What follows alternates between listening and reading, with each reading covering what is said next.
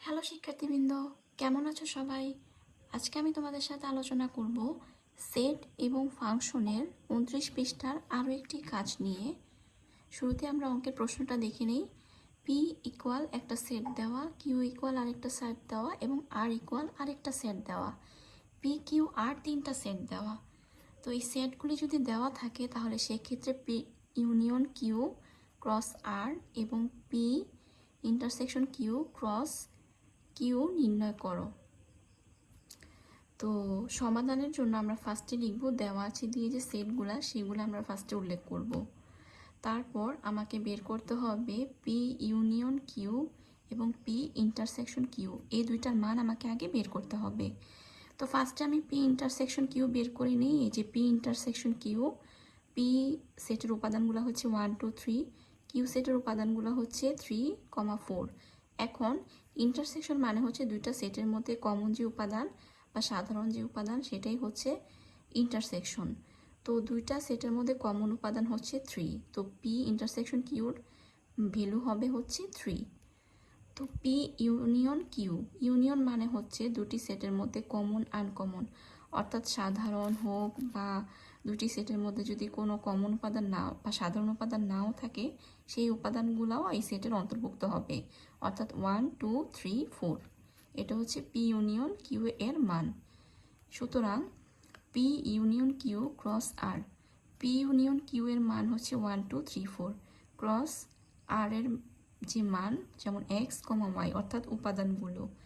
এখন এটাকে আমরা সমাধান করব। 1 এর সাথে হবে এক্স, তারপর 2 এর সাথে এক্স, 3 এর সাথে এক্স, এরপর 4 এর সাথে এক্স, তারপর আবার 1y 2y 3y 4y এভাবে হবে। আর সবগুলা ফার্স্ট ব্র্যাকেট হবে এবং বাহিরে একটা সেকেন্ড ব্র্যাকেট হবে। এটাই হচ্ছে ফার্স্ট যেটা সেটার সমাধান। এরপর আরেকটা সমাধান আছে, সেটা হচ্ছে P intersection Q cross Q নির্ণয় করো। তো পি ইন্টারসেকশন কিউ এর ভ্যালু আমরা দেখেছিলাম যে 3 এসেছিল, মানে পি ইন্টারসেকশন কিউ এই সেটের যে উপাদান সেটা ছিল 3, ক্রস কিউ সেটের উপাদানগুলো হচ্ছে 3, আর। তো সমাধান বা মানে আমরা যখন সেটের অঙ্কটা আমরা সামনের দিকে আগাবো বা সলিউশন করব, দেন হবে 3, 3, 3, 4, যেটা সেকেন্ড ব্র্যাকেটের ভিতরে আমরা রাখবো। এবার আমরা দেখব 29 পৃষ্ঠার উদাহরণ এবং নিচের দিকে একটা উদাহরণ আছে, সেই উদাহরণের অঙ্কটা।